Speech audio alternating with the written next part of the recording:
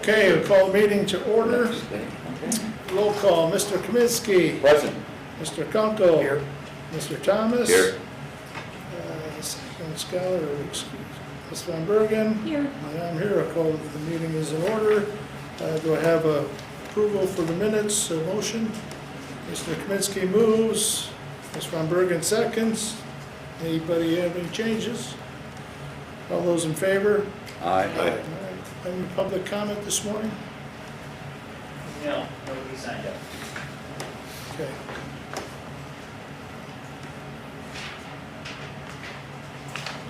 All right, just for, when we get down to the township bridges, I'm gonna ask Mr. Condon to make a presentation today.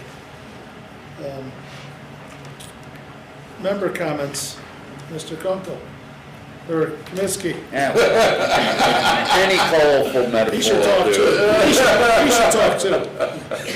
At least it's from Mr. Sullivan. Yeah. Sullivan didn't show up. Okay, I just wanted to mention, as our winter season is nearing an end, I want to give a big shout out and a thanks to our boys out and back. For my job takes me through 2 states and 4 counties. We have a few snow events. I say they were driving aggravations.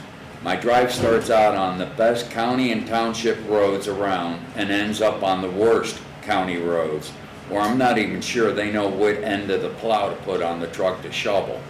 But they're professionals in moving potholes around, unlike McHenry, where you could drive and didn't even know you had a pothole. My hat's off to those boys. I've left the county building at night sometimes, and the roads were covered with snow, and before I made it a mile, they were out there cleaning them up and didn't even scratch the paint on the side stripes. I enjoy crossing the county line and knowing that the color of my knuckles are going to return back to the normal color. I know that every mile ahead of me will be the best that I can. Things that stand out, that if you see our trucks out on the road, they never are just sitting there. They're working, they're running. And the driver, you'll never catch him sleeping in the trucks. Same for the workers. You never see some poor schmuck working his butt off and 6 folks standing around. They're all out there working. You don't see any other counties doing that.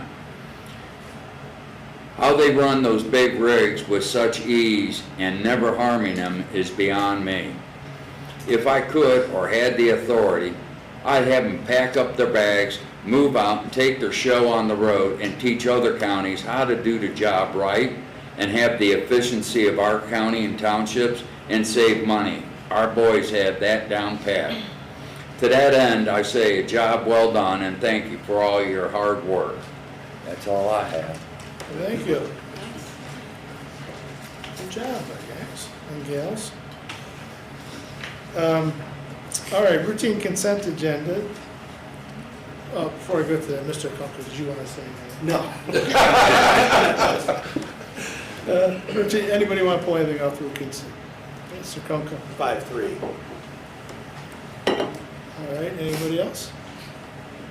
Okay, if not, do I have a motion for 5, 1, 2, and 4? Mr. Kaminsky moves, Mr. Thomas seconds. All right, any discussion on those? Okay, I'll move down and Mr. Kaminsky, Yes? Mr. Kunkel, Yes. Mr. Thomas. Yes. Ms. Van Bergen. Yes. And I'll vote yes. Do I have a motion for 5.3? Mr. Kunkel moves, Mr. Thomas seconds. Okay, Mr. Kunkel. I've probably taken more phone calls on this one little item than anything else, which is kind of amazing. I thought this was a slam dunk. It makes a lot of sense for us as a county, especially the distance that my District 1, where this is going, helps us as a county. There are a lot of pitfalls built into this stuff. A lot of it leans on the IGA, and I understand that. Some of the big pushback I got on this was the fact that someone mistakenly thought we were spending $6 million and this is a shared event. But they feel like these monies, I shouldn't say that. We have to remember when we let out these monies for these improvements that we have failing bridges all over the county. So we have to do something. I know it's further down our docket today, but we have to do something to look at these bridges and find out how we help on the ones that are thoroughfares for the whole county. As far as this IGA goes, the lean on this with Algonquin managing most of the facility is where I have seen the most pushback. I don't know from inception how we would have done this and actually managed a facility this far away. I don't know that it's possible. But this is asking a lot on an IGA that we have. It was put to me this way yesterday. We have the fox watching the hen house with someone else managing our salt and brine. I'm not suggesting that's the case, but we will have to see dollars and cents how this works over in the long haul. I'm all for the facility. I'm all for the shared facility and the shared cost. That has not changed for me. The only thing, there has been questions about how this will go forward as far as managing materials out of that site. Joe, you guys want to address any thoughts on that? I mean, we can, I don't know that Matt had a question with. I don't really, I'm just telling Are you you, concerned I about have the received management a of it, lot, I have received a lot of phone calls on this. And a bunch of them were, and I understand, because even in my district, we have bridges that have issues. A bunch of them were about the fact of why are we building another salt dome, when we have bridges to repair. I explained to them the fuel savings, the wear and tear, truck savings, the man hours and stuff. This is a win-win at that distance away from this facility and other facilities holding salt, no doubt. But I recently have received other information about the idea of how we are managing it, how we are managing those materials. Well, they will be managed, they'll be weighed, what we comes in, same as we do it here, so it will be. The same with the liquids. You know what you're gonna be filling up your trucks on and what we have there, so. And the other thing is, I think it's gonna be a benefit for the region, just what Mr. Kaminsky was giving about our guys. They're great trainers too, and they're looking to expand those operations. And, you know, Matt, to your point of the need for it, it's also the fluctuation in salt prices and securing salt. This is not something new. We've been talking about this since the 2000s. And as you know too, we've been looking at other properties. This is a great, as you mentioned, shared use and a governmental cooperation, sharing costs with that. So that I'm fully supportive that it will work out. And like I said, this is great for my District 1. No complaint. But I would be remiss if I did not bring up the fact that there are questions being asked overall. As I said, I am for it. We'll just keep watching it. All of us keep watching it as it moves down the road, that we don't lose handle on the management and the dollars. Without a question. Equipment storage in that location. We have all the room we need?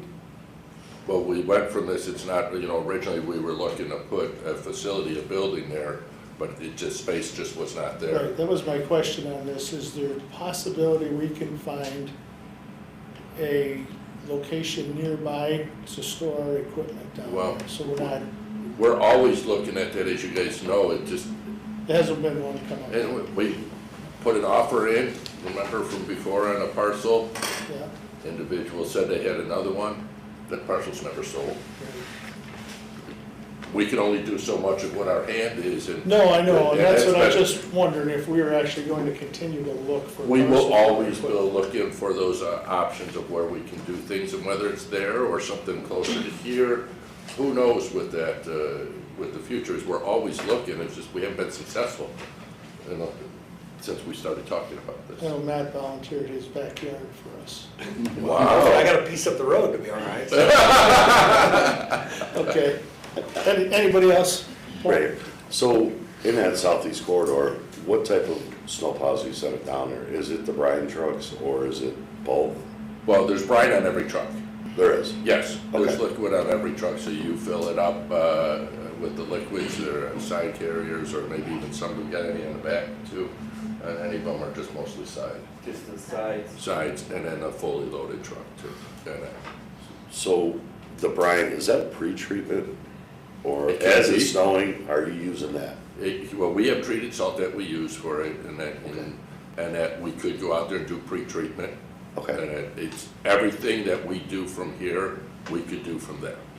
And what would you suggest, or what's the thought, is are you sending, when we walked last year, you guys were kind of saying that you guys are gonna try and go to the more of the brine trucks as we go into the future, Right, all liquid routes rather than, yes, rather than a salt. yeah, And we're dumping the money into a salt container, we'll call it. yeah. But what I'm reading in here is that you're relying on Algonquin to make your solution. Is it up to our specs first of all? Because Yes. you're the cook right now, but you're given that reins. Yes, And it is they're gonna putting be that on. modeled exactly as our system is today here. It's all computerized, so the intention of doing it to computerize is to take driver error out of it Okay. and that stuff, correct? Yeah, And what does that look like at this facility? So you have this vial of salt, you're gonna take X amount of that salt, put it in water, or beet juice or whatever. right. Now, is that container inside of another building, or No, they're, just like ours, the containers are outside. they'll be outside? Yes, Okay. the brine making will be inside. I didn't see that in the rendering. Right, It yeah, was just storage facility and, right. So they already have their own on a much smaller scale. okay. It'll be much larger to accommodate our needs now moving forward. So what would our cost be as if we were gonna go to all brine? Because this is some of the parts are from 15 years to 40 years. Yeah, well, I don't know replacements, that we're right. ever gonna be where we're going all brine everywhere. Okay, And that we've been testing it here around the DOT on lower volume roads. and it's been successful. It seems, yes, right. And we're now, saving see money. Correct. 38% 38%, for 4 years straight right. on Okay. that particular snow route. So in this Right. particular site, is it gonna be big enough with that savings? That's huge, right? Will there be enough room for us for capacity if we were to go brine? It should be. And now, remember, we also have what we have here. And that, so they're gonna match exactly the same number of They're tanks. modeling everything that we have here Right, with their facility. yeah. Tracy? While I would like to see more money put towards the bridges, I do see the benefit in having this facility down there. And the ability to store more salt. If we have any more big snow events like we've had this past year, where they may not have necessarily happened here, but down south, where it would have been incredibly difficult to secure any salt if we needed it up here, just based on the amount that they needed down there. So I think it is important that we have the facility now. In this agreement, at some point, I thought I was reading about the cancellation, at some point, if Algonquin or us wanted out of it, they have to buy each other out. Yes, and that's being worked on currently between the attorneys of both, and that'll be finalized before we bring it over. Okay. That was a 30-day, they can pull out within 30 days or something. That was what I read I in don't there. think it was 30 days.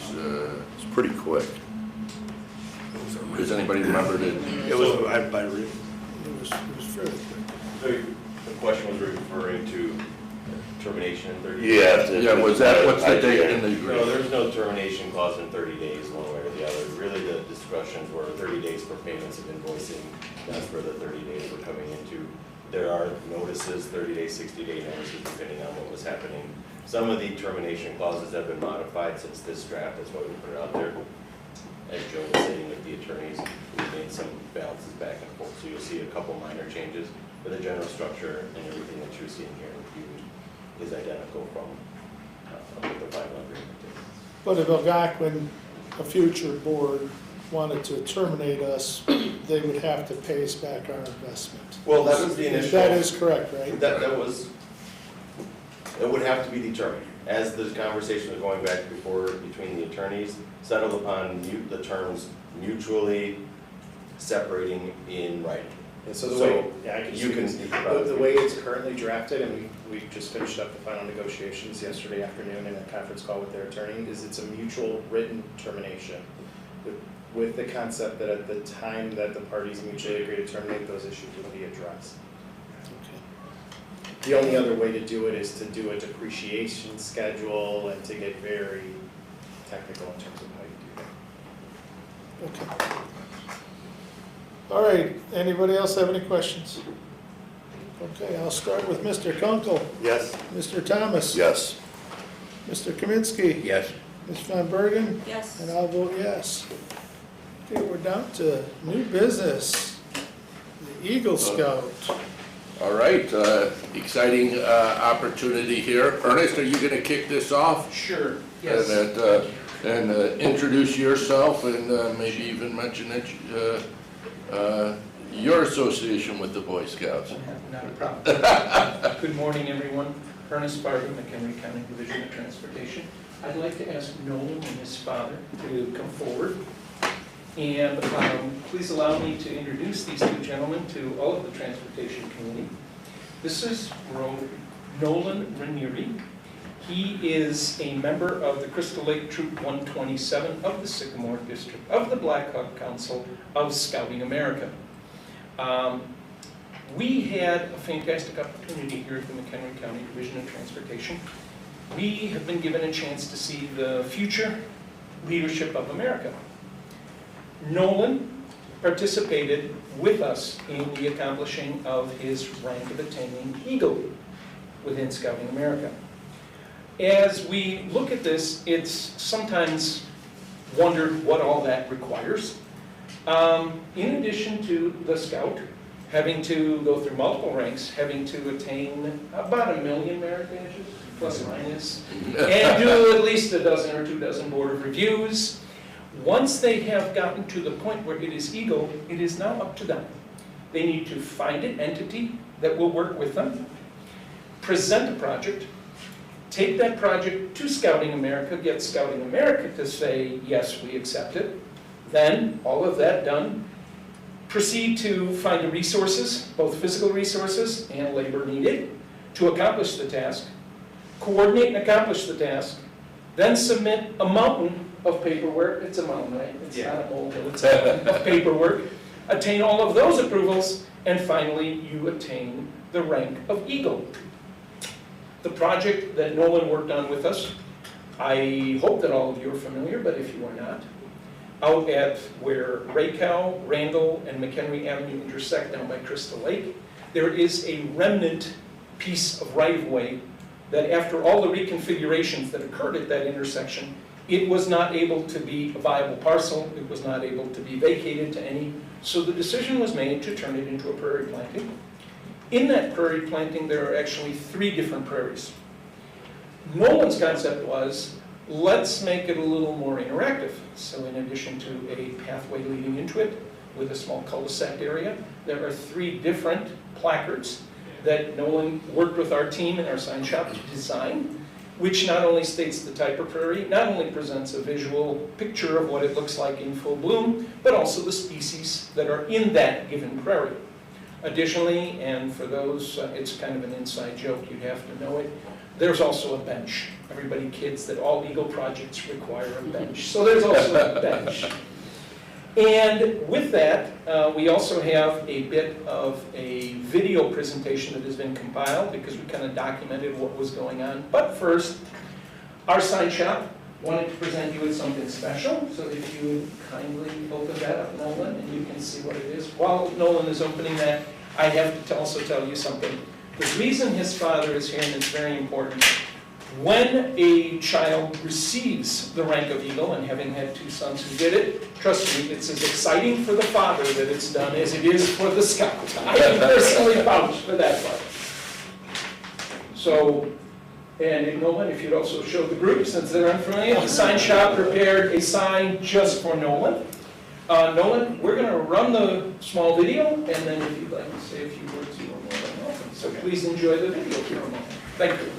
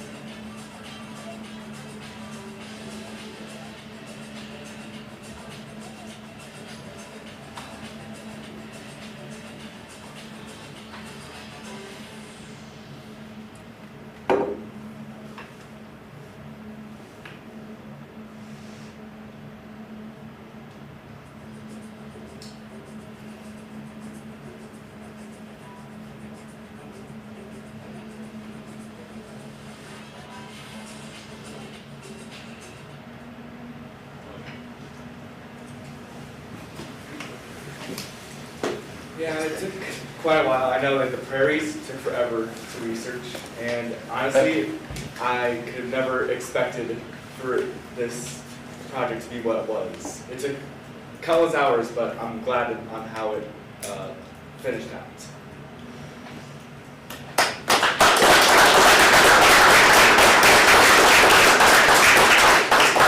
Great job, Nolan. Congratulations. Nolan has to get back to school now because an Eagle Scout also has to attain all of that before they turn 18. So although he was allowed to come out, he's got to get back. So thank you, Nolan. Greatly appreciate it working with you. Thank you. Good working with you. Take care. Thank Right on, you. thank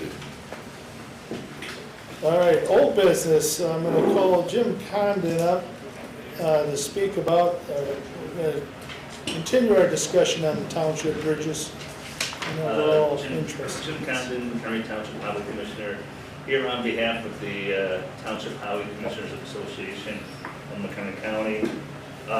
First off, we want to thank some of the board members and staff that met with 3 or 4 of the highway commissioners just to go through how we got to where we're at with the bridge program and how the county had done it for years and how you need to try to transition out of it, and we need to work together to take a more active role in the decision of the bridge replacement programs in the townships themselves. Based on that meeting, we actually had a special association meeting that we held on February 15th, 16th, 12th, I can't read my own writing here.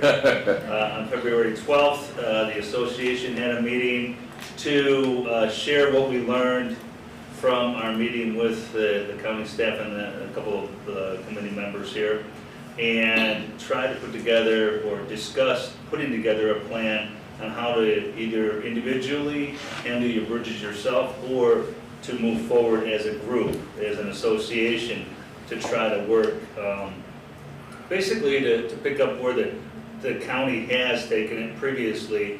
The Highway Commissioners Association would step in and try to move the program forward so that we're more involved and we have basically more of a stake in the game. So at that meeting, we outlined a couple of things that we wanted to do.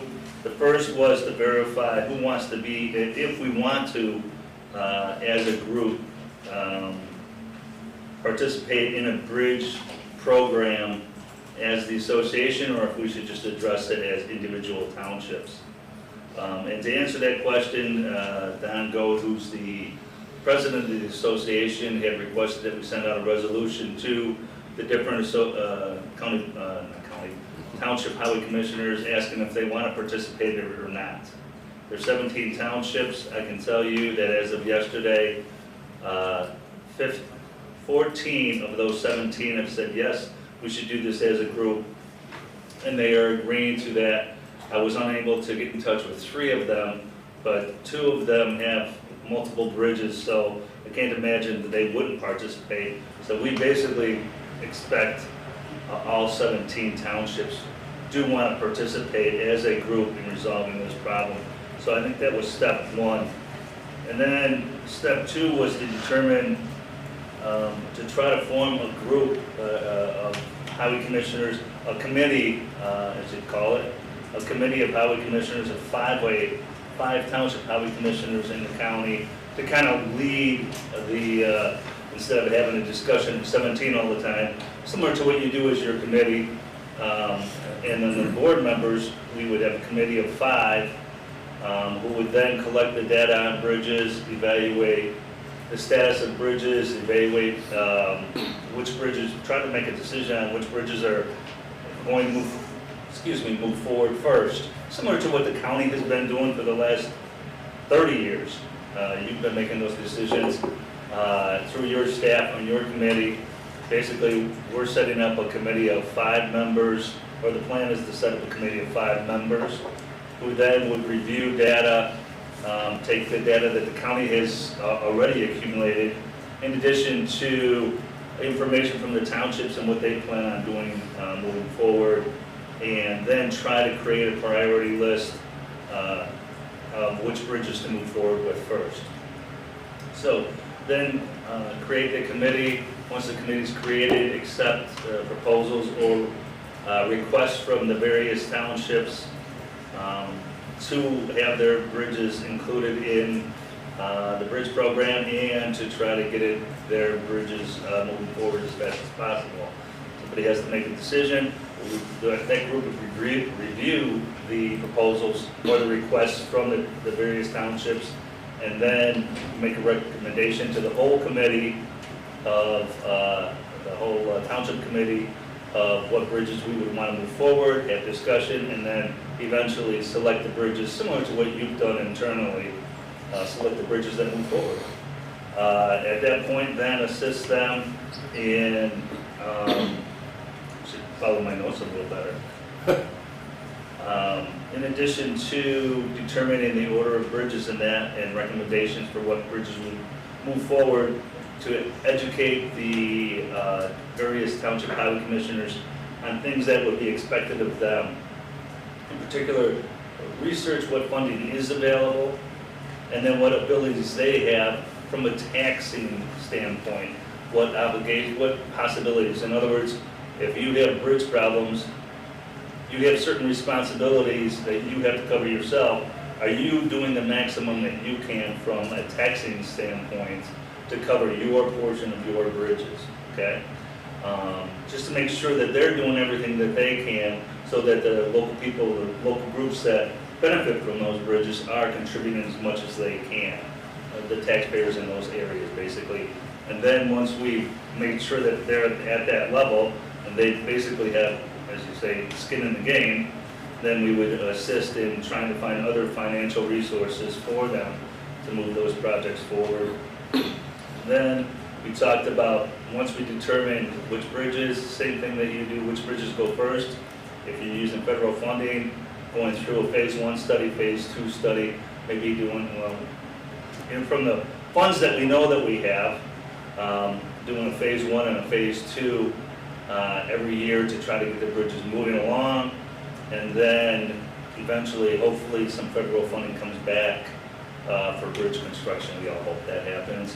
So I gotta believe either that's gonna happen or some bridges are gonna be closed down permanently. So, and so that's really where we're at with right now. We basically all agreed as a group to work together on this. Our next meeting, which is in March, we will probably select the 5 members of the committee and get the ball rolling. The members of the committee will be responsible with spelling out for the rest of the highway commissioners what funding is available, what responsibilities that we had talked about that you as a highway commissioner and your township should take from a funding standpoint in acquiring funds through the taxing methods that you have to cover your bridges, and then educate them on what other funding hopefully down the road will be available. The main source that we have of funding is really through you, which is through IDOT, which is the $650,000 or so annually that townships receive for bridges. From our perspective, we would propose that that be used on an annual basis for phase 1 and phase 2 studies that we had mentioned earlier. That falls about into that price range for what we had talked about. If it happens to be, we can get 2 or 3 phase 1, phase 2 studies, we would obviously do that. But that's the game plan moving forward, to try to educate the highway commissioners on their responsibilities, their exact situations, have them commit to their funding for what they can do, and then just to move it forward similar to what you do. Basically, taking over what you have done for the last 30 years or 40 years or whatever it's been. So that's where we're at. Our next meeting is in March here. Again, we'll discuss it and hopefully continue to move forward with that. I'm glad to answer any questions. That's where we're headed. Mr. Thomas? What you said that, when it comes to the local bridges, you guys are all gonna work together to identify which is the worst bridge or second worst bridge or Yes. whatever, right? But as you go along, you had mentioned that a bridge that was locally, you would try and get those folks to pay the most amount. I thought there was talks that you guys were gonna come together and share your money and go after the, I don't, from the perspective right now, sharing the money that we have is really sharing the funding that we get from IDOT, that $650,000, that we use that as a group to move that forward. I can't speak for any township. For instance, as an example, Richmond Township, they have no bridges. I don't know that they should be obligated to help contribute to the bridges in Coral Township from their financial standpoint. So I'm not sure that anybody would agree to that. Would we agree to perhaps contributing as a group some funds to do an extra study? For instance, McHenry Township has 2 bridges. Our bridges are good for the next 20 years or more.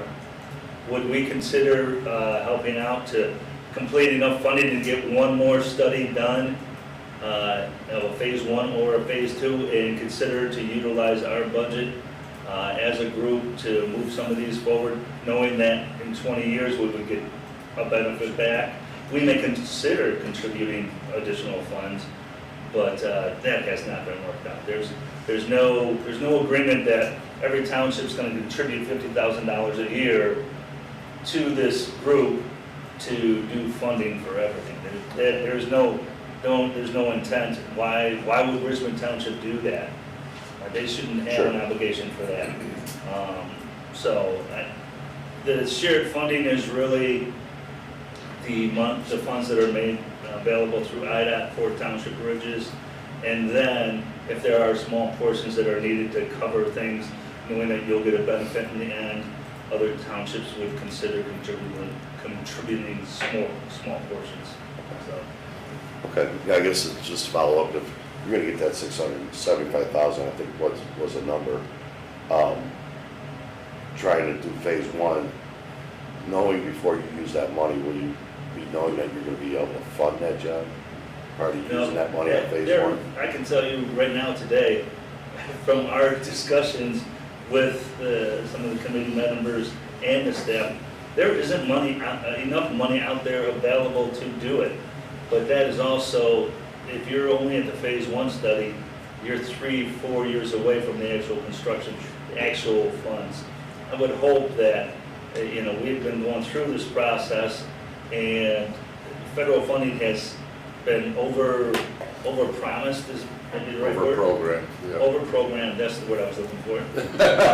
Over-programmed, so all the money's spoken for. You would hope as we move forward, more money becomes available, and then we would be in a position, having the phase 1 and the phase 2 studies done, to be able to acquire those funds at those times. So, because you have the programming done for the next 6 bridges, or I think they're down to 5 bridges now, if I recall correctly. But those are 3 and 4 years away by the time those are all done. So we're starting the next group for the continuing on. Unfortunately, how many bridges do we have? Like 40 or something? Yeah. And we can afford to, we can afford to do the phase 1 and phase 2 of a bridge a year. So there's some real problems. And the reality is there's going to be hard decisions made on bridges that aren't going to be, they're going to possibly end up being closed unless for some miraculous reason we find funding or we find solutions. I think there may be some solutions that we'll be reviewing on some of these low volume bridges that they don't have to, that we can find solutions that don't require the standards of the federal funding and be able to get them into a position where they can be utilized, upgraded, replaced, improved at a standard less than the federal funding standard, and maybe get it done cheaper. As an example, and I'm just talking because we haven't worked through it, don't get me wrong, but instead of a $2, $3 to $5 million replacement, where the federal government gives you 80%, we can get it done with a much smaller scale, simplified process that doesn't have to meet all the standards, but still meets the requirements of floodplains and things like that, for $300,000. And maybe we can then find some funding for simpler solutions. Will it work out that way? We don't know until we start trying. But that's the things that we're trying to look at moving forward. So that's where we're at. Matt? Sorry. That's fine. I was talking to Joe before the meeting. Algonquin Township Highway Commissioner has a unique ability to keep her finger on the pulse of a lot of the county, not just Algonquin Township. She also keeps me in the loop with these things. So as board members, we should be talking to these commissioners on a regular basis because that's our true insight. We all know we're in desperate straits with these bridges, but you can't just throw your hands up and say it's over. We need to find avenues. I talked seriously with our commissioner, Ms. Sandberg. There's gonna have to be some levy increases to these townships to put monies forward towards these bridges. Their budgets right now just meet the need for their plowing, their repairing.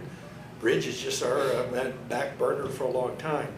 So these are conversations you're probably gonna wanna have with your township people and find out, are there IGAs? We have a particular bridge in our area that crosses through at least 2 municipalities, and I mean right on the corners for us. Maybe that means some of these municipalities get in here with these IGAs as we're doing with Algonquin. So might help that, I know it helps with commissioners because I know at least for mine, she's involved. But it might help that we got to get involved too. There's going to have to be other avenues. County can't pay for all these. State is unwilling to and doesn't have the money for these. Get creative. There'll be some tough decisions moving forward. Yep. And to be honest with you, we're gonna be right back here utilizing your staff and their expertise. They've been doing it for years. We're not gonna be recreating the wheel. We're gonna be knocking on your door and making sure that we understand and then asking questions and maybe coming up with some different ideas, unique ideas that, and maybe we'll accomplish a little bit more that way together. So make sure that we're involved because we haven't been involved in the past. As much as we should have been probably. Okay. So. Tracy or Carl, you have anything? Joe, you're willing to work with the townships in any way? I know your staff is small and, I mean, does this bog you down? Does it? We are always willing. We've been doing it, as Mr. Condon correctly associated. We have all that data that's there. And this is nothing new with it. The new part of it is the skin in the game from the road district side. And instead of DOT staff, the road commissioners making those tough decisions of what bridges to move forward. And to be quite honest with a lot of it that Jim alluded to and Mr. Kunkel too is the education component of this. It's huge. It's huge with it. Our larger road townships and their road commissioners are a little more aware of this stuff, but to be honest, they have the means that the other ones don't. And that's where as an association, that educational, making them aware of things, I think is gonna be critical in moving forward. It's been a big step already, a first step.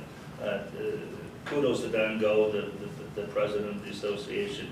He's really pushed it forward and really gotten in front of a lot of the rural townships that have the bridges and don't have the funding to say, you need to get involved and you need to start figuring out how you're gonna solve this problem. So, and the ones that I've talked to, they're all, yep, you're right, we're right here, we're listening, tell us what we need to do, just educate us, and we'll work together on it. They're not walking away from it or ignoring it.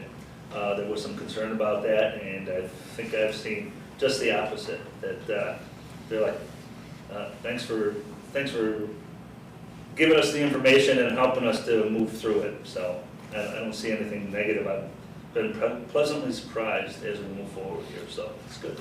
All right. Tracy, go ahead. Just real quickly, I am glad, excuse me, to hear, that maybe there will be some bridges that, move forward.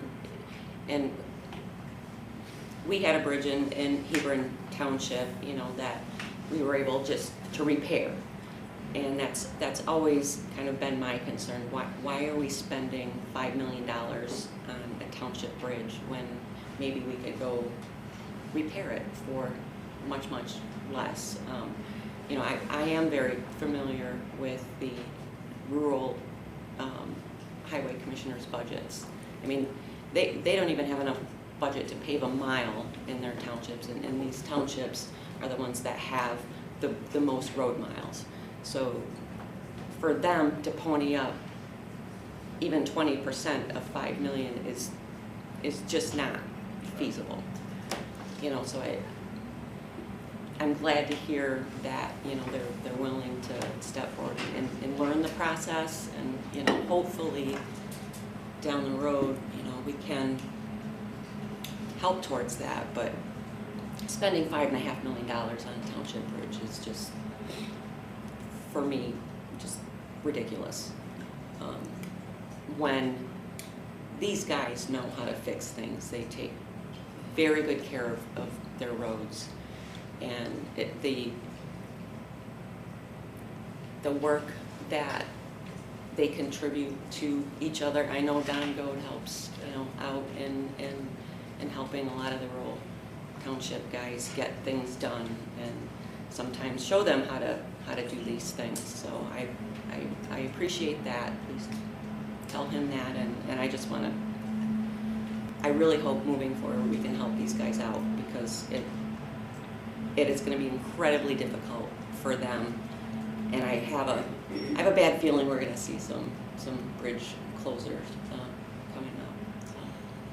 Well, I agree with you on that, and I think it's pretty evident that this committee, at any rate, would like to continue to help every bit that we can. One of to your thought is the road commissioners know how to build things and do things, and maybe can do them cheaper themselves.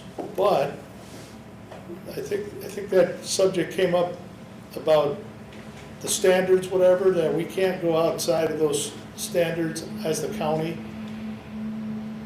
What about the road commissioners and the townships? How do we can't turn a blind eye to that, can we, or how do we do that? No, IDOT has certain levels based on a road classification, and some of the funding does matter, like Jim was saying. But there are choices that can be made if you're looking for low cost. Replacing a box beam bridge with a box beam bridge is cheaper versus a longer term structure with an I-beam and DAC core slab type bridges. And the county had shifted away from the box beam bridges in their selection because of the issues that we've been seeing. Are there options to do them cheaper? There are. They could be narrower. There's a minimum that you have to be. The county was trying to do them a little bit wider in order to accommodate the large farm equipment, because IDOT standards say this is as small as you have to be. But we know that the farm equipment out in the rural side is much bigger than that. So, yes, we were pushing some of the bounds to try to think 20, 40, 50 years down the road, which increases some of the cost, but the biggest factor is hydraulics.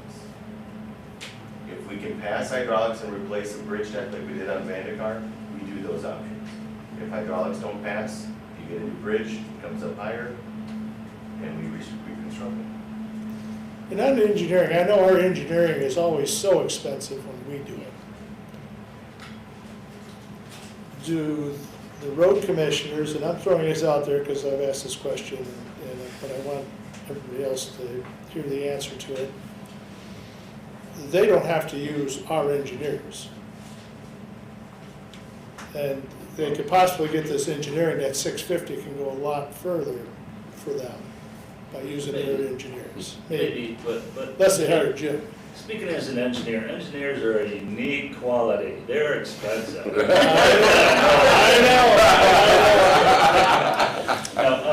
Yeah, I suppose there are some opportunities for that, yes. You select an engineering firm that does multiple projects for you, and you do have larger scale projects, which are much more sophisticated than some of the bridges that we do, and you do pay a premium for that knowledge. Can we find somebody when we're doing this to do it at a discounted, not a discounted rate, but at a lower rate because it is a more simplified? Yeah, there are opportunities and we will review that, there's no doubt about that. And also hopefully, like we had mentioned, maybe we can find some solutions that are cheaper but not having to meet standards of the funding requirements that we talked about. So there's a whole bunch of things out there that we'll try to try to do. The end result is we're still going to do it 80% of the way it's been done before, and we'll be able to squeeze by on 20% of the others probably as a guesstimate to try to save some money. It's safe to say that some of these smaller townships could never levy their way out of this. No. I mean, there's no way. So between the county and the association, hopefully we can find something, some way. Yes. And I think some of these bridges will probably have to handle on an individual, it's not a cookie, we have to change it. It's not all gonna be the same for every bridge. Right, and at some And point, maybe like repair is better Vanderbilt, than we a came up with a closure. better solution that was a lot At less some money. point, a repair is better than a closure. Right, and maybe on our side, we have to, when they get some bridges ready to go, then we can step up and offer some solutions or whatever, to move these things further along. Yep. So we don't end up against the wall. That's what I'm afraid, we're gonna end up against the wall, and some main road bridges are gonna end up closed on us. And, because I crossed several of them on the way up here, and when I come up here, and they're main roads and these bridges, and they're townships that can't afford them to fix it.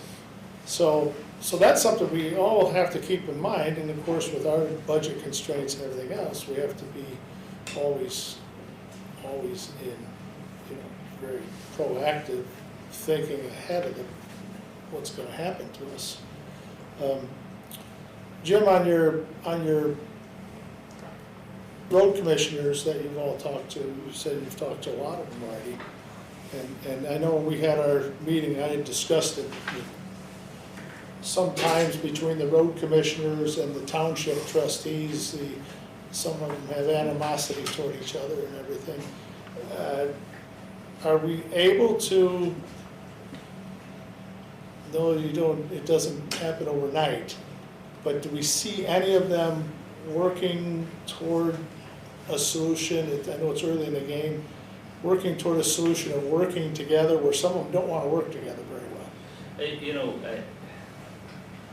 I'm not sure that there's any real answers that would come from the road district and the township working together from the finances, the standpoint of the township only has this much money as it is, and we're talking about a $5 million, just as an example, we're talking about $5 million. The township, hey, can you afford to give us is a town, if the township had $20,000 to give to the road district, I would be surprised. So will we accomplish, will some of that happen? I suspect that the township, I wholeheartedly believe that they may not, agree on everything, but when it comes to this, they would work together on it because of the benefits. But I'm not sure there's that much to gain, because the townships aren't sitting on $2 million either. As far as I know, in Henry Township, we're not sitting on it. And the township, and we are one of the more populated, and quite frankly, if you wanna know who has funds, it's the populated townships, because they have the appraised values, and that's where they have some money. But the rural ones, even if they work together, the township doesn't have very much money, so. Some of the, leading into that question, some of the townships that do have some of those funds, they're limited to, what does it go on, at 2.5 times? Yeah, for funds, Yeah, that they can have in reserves, yes. Can they Yeah. move some of those funds over, like you're It's saying? one of the things that we haven't gotten an answer to yet, but that we've asked that question, we haven't gotten that answer yet. Don Goat's actually working on that, so, Okay. to try to, Because that would help some of those townships tremendously. in that. yeah. There's that possibility. And to clarify, Scott, you had brought up about the 1/4%. Is it 1/4% that they can levy? Yeah, it's 0.05, or by referendum, or for a limited period of time, it's 0.25%. Yeah, the joint bridge tax that townships are eligible to levy. So, But they have to go to referendum. I don't know if referendum's needed for that. I think you can only do it for 10 years though, so it's. so that's what we're trying to compile, so that we have the information in black and white. This is what you can do, and then share that information with the highway commissioners, spell out that process for them so that they can make those decisions. And as you mentioned, those rural townships, even if they do levy to the max or try to get the funding to the max, they still aren't contributing, but at least they are contributing everything they can. And that's what we're trying to do, is get all that information and then distribute it to them, explain to them what they have to do, and to, quite frankly, the board members of the township itself, and say, this is your situation, these are the things you can do, even if it's not gonna solve your problem. At least the state and everybody else that does the funding and provides the funding shows that you're already doing what you can, and hopefully that will help. So it's to get to that point, so that then when we move on from there, people see that they have skin in the game, so. Okay. I appreciate you want something else? I guess want to make one more point, to look at your comment with the townships are not ever going to have the tax base to cover these bridges entirely. And I guess what I'd like to point out that, as a county, and how our UDO is structured, we place a certain amount of value on the farmland, the farmers in the rural communities, the open space. A lot of the conservation district parcels are taken out of townships, and they lose that tax base. So with even just the small amount of farmland value that they're losing, sometimes there's a house on there. For a township to lose, 100 acres and a house off of their tax base it's hard. And when you have a couple of those happening, it just makes it that much harder, because they still have to maintain those roads. And I truly feel that if we want to stand behind the value that we're placing on the open space in our rural communities, I think we really need to look hard at how we can help this, how we can maintain that throughout the county. Okay. Chairman, I just wanted to respond and clarify, you asked the question about the tax rate. It's actually 0.05, and then it can go up to 0.25 for a 10-year period by referendum. By referendum? Correct. The 2.5 is 10 years, okay. Yes. Thank you. Yes. Because that's a question that has been hard to wrap my head around, and when someone asks you about that, you go, And what's unique about that is you can accumulate unlimited amounts of money in that fund. It's not subject to veto or any type of. and when they do that, we're required as a county to match those funds, correct? Not required. We're not required? It's complicated. We're working with the commissioners. State law is a little bit confusing. We've never used this tool in the past, so there's a lot of unknowns still. I think our attorney's looking into it. That'll be one of the tools in our toolbox, so. Right. And, you know, and I appreciate you guys working, actually, I didn't expect you to work so fast, which was, I appreciate that, how you and Don and the other ones have worked together to get that, to see everyone, and at least find that they're all interested in talking, and so that we're not on an adversarial relationship. We want to really work with the townships on this as much as possible.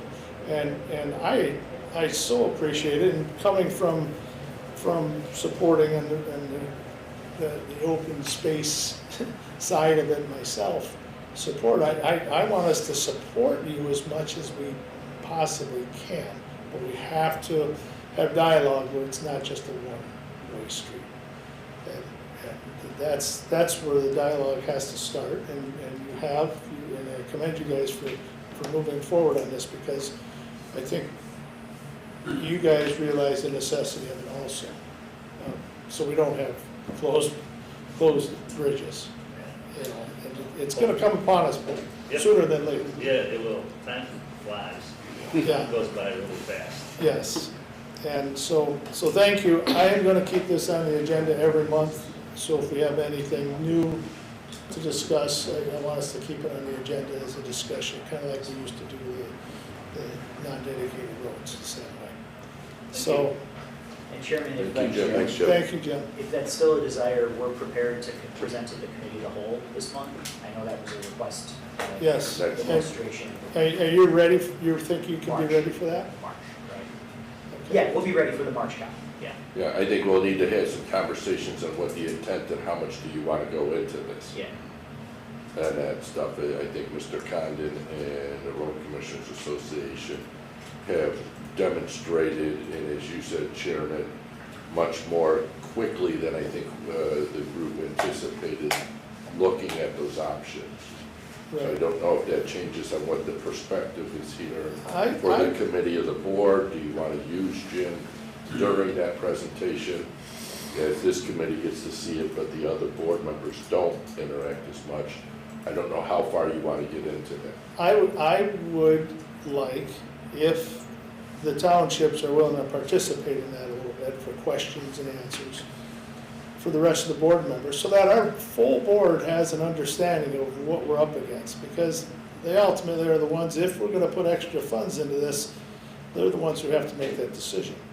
And what funds we would be able to use for that, so, which would be, So if you're asking us, would we come to a committee of the whole and be there available to try to answer any questions or talk?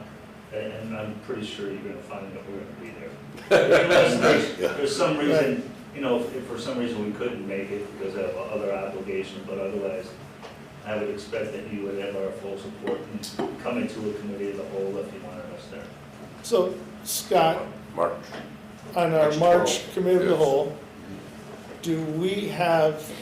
would we have enough time to set aside for this discussion? We're gonna put it on as a presentation, so that will give you time, it'll be in the front of the agenda, so I think there will be ample time. Okay, March 12th, Jim. Thank you. 9 o'clock. and so if we could also on that, we could send an email out to all the board members to have them prepared for any questions, talk to the road commissioners, See their so road that they're commissioner. prepared for any questions that they might have for this program. So, okay. Scott, you handle that. The communication to road commissioners, Yeah, the two Scotts there, maybe, together. Scott Squared. Scott Square, there you go. There you go. That worked. All right, so, yeah, let's do that then. Okay. Anybody else on anything? Last call. Okay, let's move forward then with staff reports. All right, we got a couple items underneath staff reports. One will be an update. Anna, you giving the update? Go ahead, the floor is yours. Introduce yourself and, Hi, I'm Ms. Anna, I'm the transportation planner, and I work with the programs McBride and Connect, manage it and answer questions, and yeah. So here's just a summary for 2025 throughout the year for both programs. I guess the numbers are a little hard to see right now, but this is just the total trips taken by both McBride and Connect in 2025, and then the amount of distinct users. For Connect, this was the first full year Connect has been out there. So as you can see it started in January, less than 2,000 trips, and then just continuously increased. For McBride, it's been pretty steady throughout the whole year, with October having the highest trips. And then with distinct users, Connect has been gaining popularity throughout the years and still continues to grow. We're trying to put it out there. A lot of people don't know about it. A lot of people don't know that they're qualified. And so hopefully, 2026, Connect continues to grow, and that helps McBride as well. So any questions, comments on this slide? Maybe, okay. So operation costs, as we can see, between both of those, putting both programs together, we spend $2,300,000 and some on these transportation programs that we have here. Naturally, McBride is a little bit more expensive, and there's another slide that kind of like shows it's about $40 per ride for the county, and for Connect, it's about $12 per ride for the county to pay for these programs. And that's a little bit of a breakdown onto where those money goes to. So for Connect, we pay Uber and UServe, and for McBride, we pay for the operation, the call center, and PACE helps us with 50% of the subsidy, so we don't actually have to pay the whole thing. The PACE subsidy. Any comments? And that 2.3 million is before we get federal grant reimbursement too. Or the 1.8. We get, at any given year, we'll get anywhere from $500,000 to $750,000 in federal grant reimbursement, which will reduce that 2.3 million down to 1.5. Do you ever see just getting rid of McBride and just you doing Connect? No, and the reason for that is Connect, again, is using Uber with private individuals with their private cars. They don't have wheelchair accessible vehicles. The vast majority of our people that we serve are people with disabilities. A lot of those are physical disabilities. They can't get in and out of a vehicle, like a standard sedan. So that's where MC Ride comes in handy, is making sure that there's always an option for people with disabilities. Not to mention, if we did that, Mr. Thomas, we don't get any PACE funding for Connect. So if you get rid of MC Ride, you're essentially saying, PACE, we'll handle transit. You can just go away. We don't need your money. And I don't think that's something we as a county want to do. We want to make sure we get every dollar back to this county from PACE that we can get. And if we get rid of MC Ride, that basically is most of the money PACE spends here is for MC Ride. So I'm just looking at it's 50% the cost of $17 for $40, right?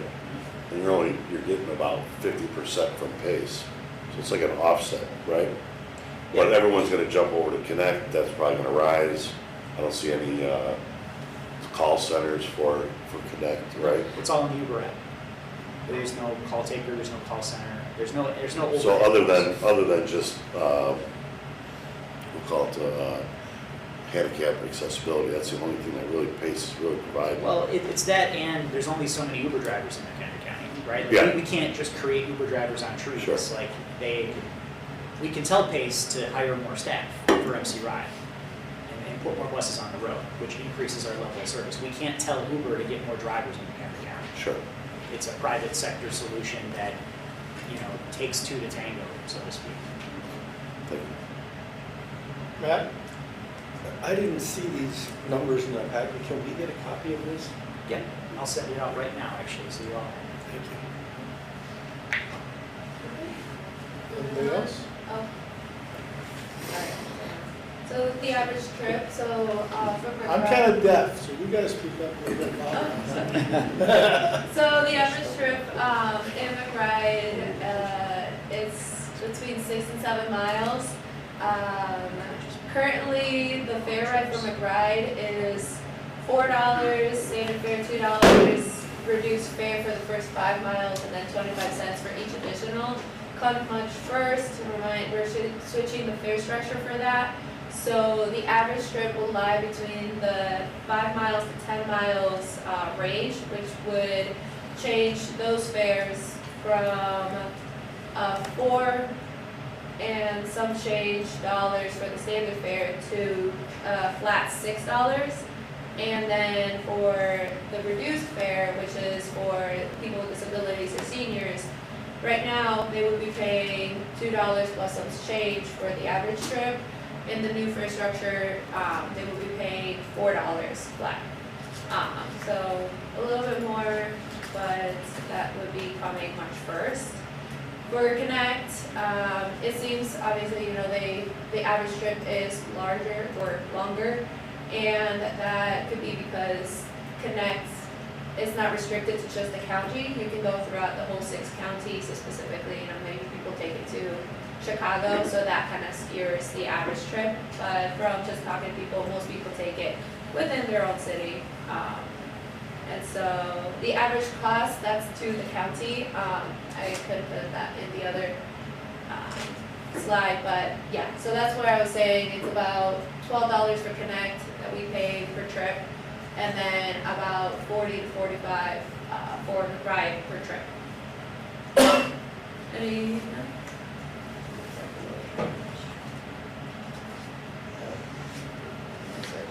Okay, so then for McBride, fare box recovery ratio, this is how much we get back from just the revenues, just from people taking trips. The goal is 10%, and we reached 10% in February and then never again throughout 2025. And then on to the right is our fare box recovery ratio in the past decade. Obviously pre-COVID, it was our highest, and then COVID happened and we have not recovered since. Operational costs go up, and this is the first time we've changed fares in that minute, so that also kind of is the reason why the fare percentage hasn't just been decreasing. No? And then this is the last slide. It's just a little bit of a breakdown for McBride. It's harder, obviously, to get the little bit of the demographics for Connect, but Connect you can only sign up if you're senior or person with disability, so that would most likely be the demographics for that program. For McBride, though, largest is disabled. Second largest is unknown, but they got the reduced fare. So again, likely just person over 65 or person with a disability. Next up is someone who identifies as both a senior and with a disability. Then it's just seniors, then it's general public.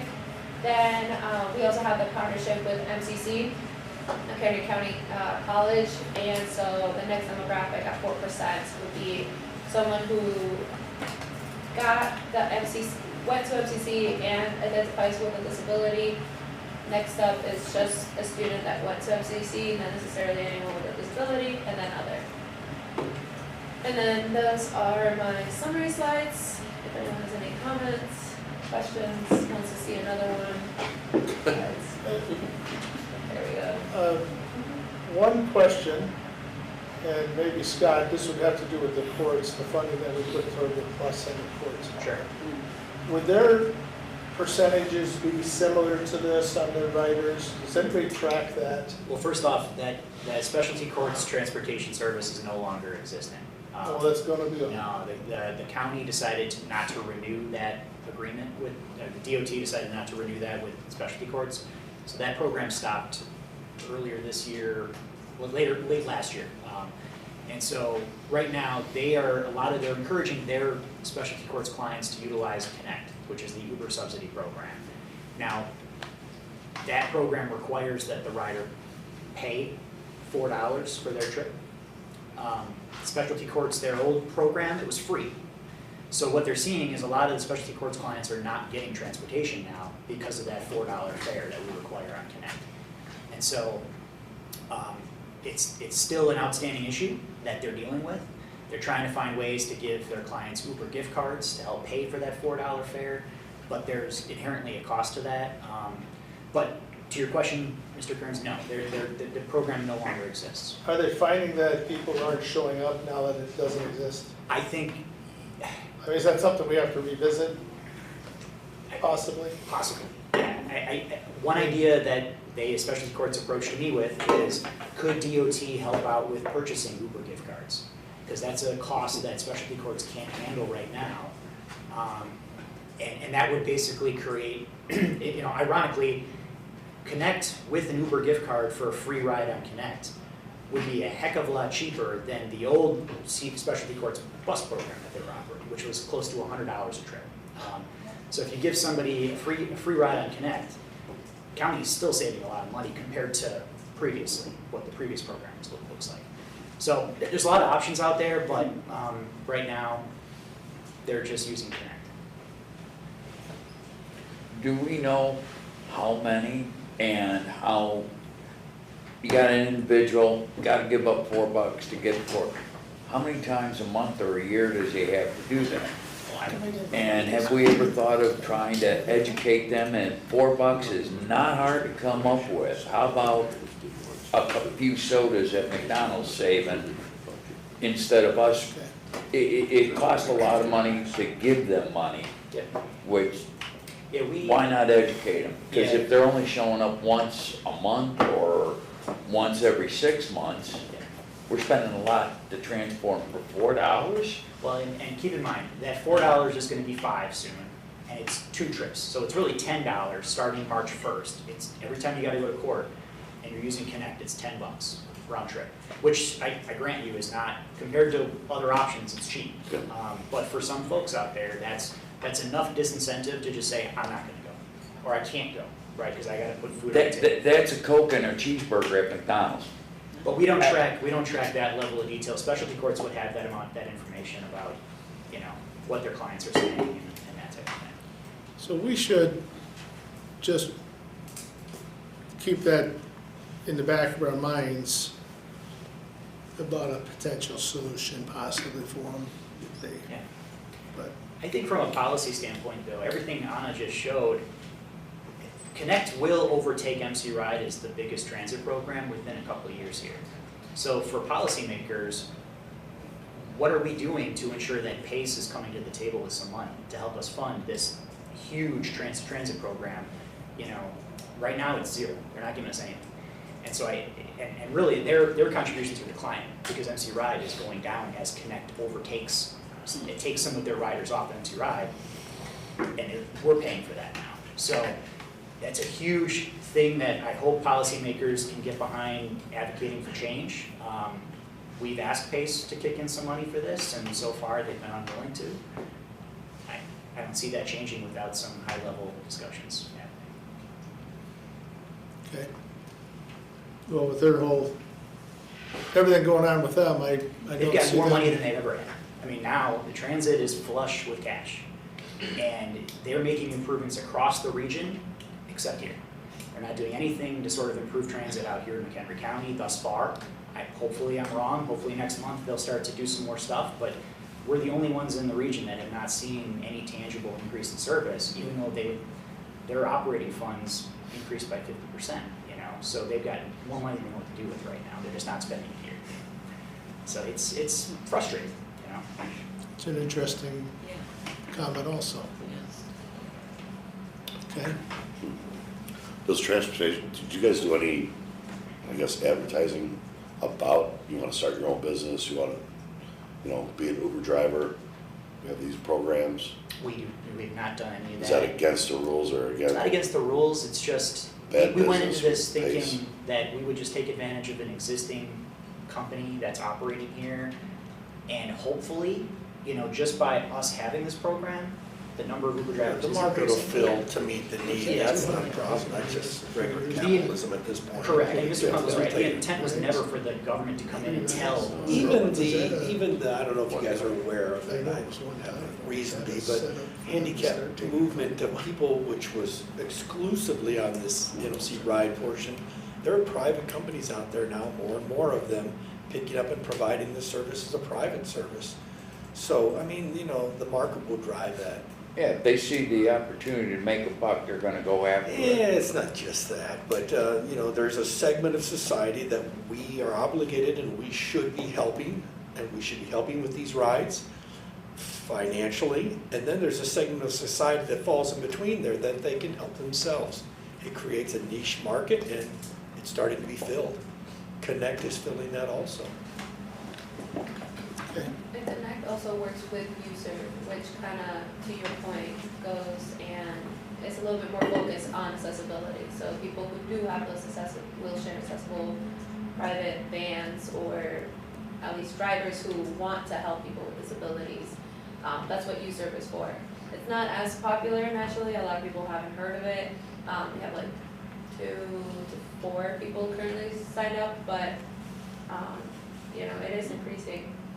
And part of the reason it's not as popular, I mean, there are services out there, but they're extremely expensive. If you were to pay just cash, right? And it, you know, even U-Serve, which has theoretically the ability to have handicapped accessible vehicles, what would be a $20 Uber ride might be a $60 Uber or $60 U-Serve ride with a handicapped vehicle. The county's only paying 15 of that.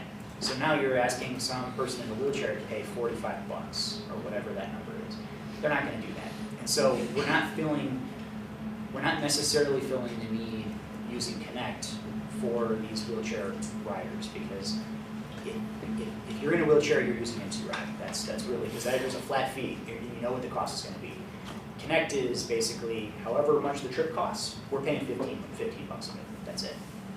And a lot of those trips cost $100, $200 a trip. So it's complicated, but we wanted to just give this information. We're gonna do this every year at the beginning of the year, kind of a summary of previous year, how we're doing, and you'll see some trends going forward. Thank you, Anna. And then we got a hot off the presses from Washington DC. Mr. Hartman returns with some information on, let's say, reauthorization of transportation. Mr. Hartman went to Washington. Yes.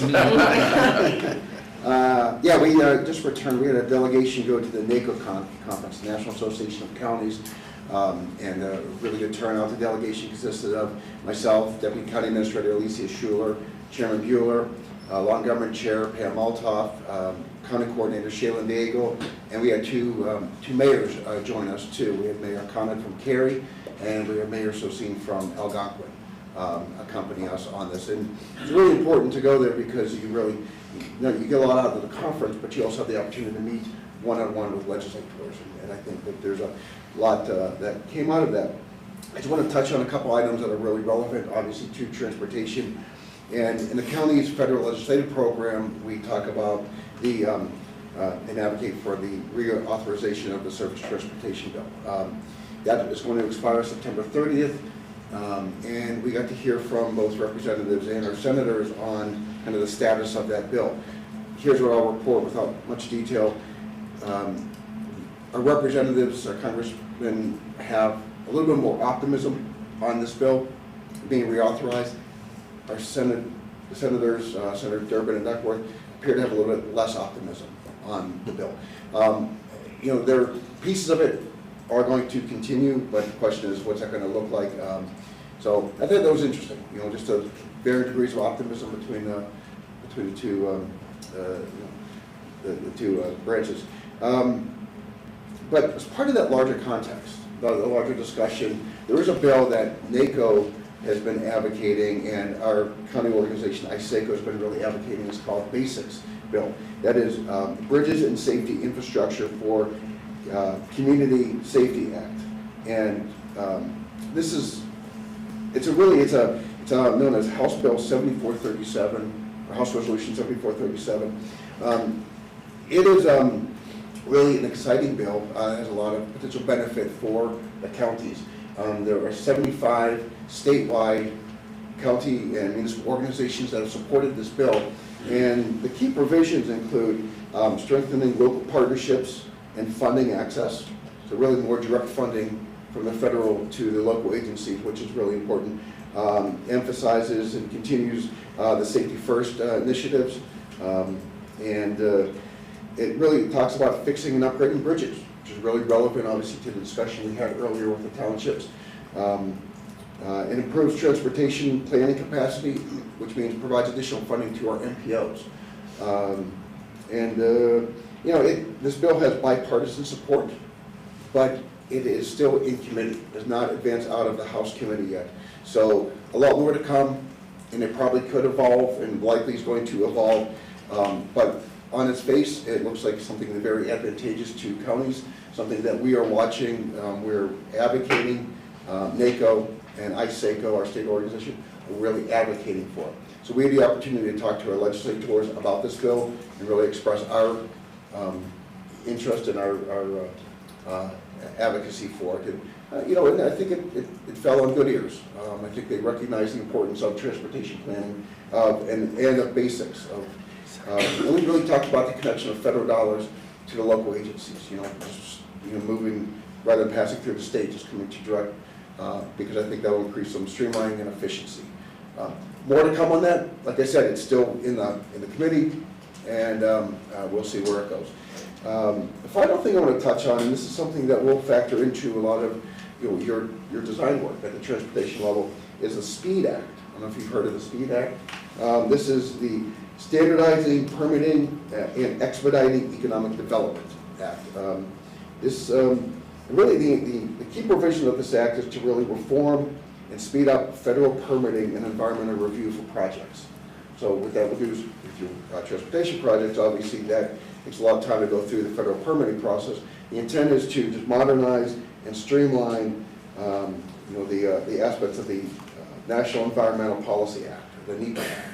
And so there are a lot of agencies that we heard from talked about the SPEED Act and really reported on it in a very positive way. So this bill had passed the House in December and is now going through the Senate. So that could, if it provides streamline and modernization to your permitting process, I think that could really help all around. So still more to come. Like I said, the Senate needs to work through that, but we'll just let you know on those key bills. If there's any questions, I'd be happy to answer to those.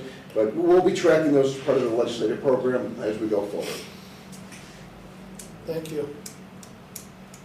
Anybody else have questions for Scott? Okay. Thank you. Is that it for staff? That is it for staff report. Do we have need for executive session today? We do not. I think we did. All right, our next meeting is on April 1st, 8:15 a.m. Do I have a motion to adjourn? Mr. Kaminsky moves. Mr. Thomas seconds. All those in favor? Aye. Thank you for your attendance.